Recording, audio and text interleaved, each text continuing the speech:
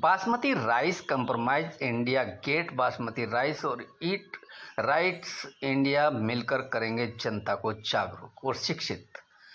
FSSI ने इस पहल को सराहा। दिल्ली में कन्वेंस का उद्घाटन किया। अपने संबोधन में उन्होंने बासमती चावल से संबंधित नियमों को व्यवस्थित करने के महत्व पर बात की, स्वस्थ रहना सहने को बढ़ावा दिया और बासमती के होने वाली मिलावट का मुकाबला करने का आह्वान किया।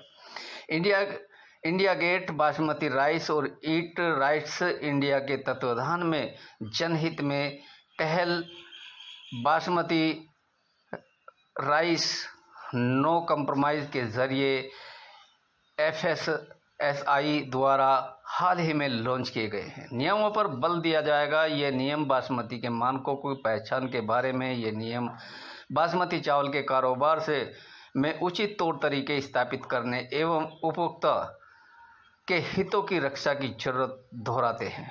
श्री अनिल कुमार मित्तल, चेयरमैन तथा प्रबंधक निर्देशक KRBL लिमिटेड, नई दिल्ली, 8 अगस्त 2023 के number 1 basmati rice brand KRBL limited के इंडिया गेट बासमती राइस और ईट राइस इंडिया ने मिलकर फूड सेफ्टी व स्टैंडर्ड अथॉरिटी ऑफ इंडिया को FSIS के तत्वाधान में देशव्यापी जनहित में शिक्षा व जागरूकता पहल बासमती राइस ने नो कंप्रोमाइज की शुरुआत आज राष्ट्रीय राजधानी से की है। नए नियम में 1 अगस्त 2023 से प्रभाव में आ चुके हैं। हम आपको बताते चलें, आप खुद भी सुन लीजिए। देखिए निगम पांडे की यह खास रिपोर्ट। कॉन्फ्रेंस तो मैं कहता हूँ कि बड़ी एजुकेटिव थी। हर एक के लिए जो भी बैठे थे यहाँ पे, मैंने भी बड़ा कुछ सीखा है। जो जर्नी ऑफ कंप्लीट बासमती जिस तरीके से इंडिया ने उसको स्टेप बाय स्टेप करके और पूरे दुनिया में छाए हैं हम, इससे बढ़िया और क्या हो सकता है। उस जर्नी को तो मैंने आज ही सुना है फर्स्ट टाइम। और दूसरा, ये कॉन्फ्रेंस ऐसी कॉन्फ्रेंस और होनी चाहिए। इसी में जिस तरह बात हो रही थी कंज्यूमर को भी एजुकेट करने के लिए, तो फूड के ऊपर या फूड इंग्रेडिएंट्स के ऊपर जितनी ऐसी कॉन्फ्रेंसेज हो उतनी कम है, क्योंकि फूड के ऊपर आजकल भी लोगों को बड़ी अवेयरनेस सी हो गई है। हर किसी को फूड के ऊपर जानने की जरूरत पड़ रही है, क्योंकि वेलनेस के लिए मान लो या किसी भी चीज़ के लिए कर लो, पर सर कोई चाहता है कि फूड का और डिटेल मिले और पता लगे कैसे बनाना है, खाना है। लोग कोशिश कर रहे हैं अपने आप भी स्क्रैच से थोड़ी कुकिंग करके कुछ मील तो कम से कम हफ्ते में, रोज नहीं, एक दिन तो अपने आप आदमी खाना बनाए। तो उसके लिए उस नॉलेज को पाने के लिए मेरे ख्याल में हर आदमी जो है दुनिया में जो एग्जिस्ट करता है वो उसके लिए स्ट्रगल कर रहा है और अपनी सेहत के लिए करने की कोशिश कर रहे हैं सब। तो इसलिए ये जितनी भी कॉन्फ्रेंसेज ऐसी हों और भी होनी चाहिए। मैं कहता हूँ कॉन्फ्रेंस क्या, पैनल डिस्कशंस होने चाहिए, डिबेट्स होनी चाहिए फूड के ऊपर।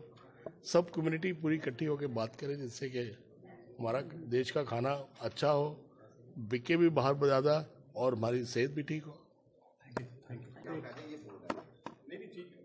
बस 5 राज्यों में एक वो चल रहा आयोजन, आपका क्या कहेंगे, क्या बासमती में खास है उसको लेकर?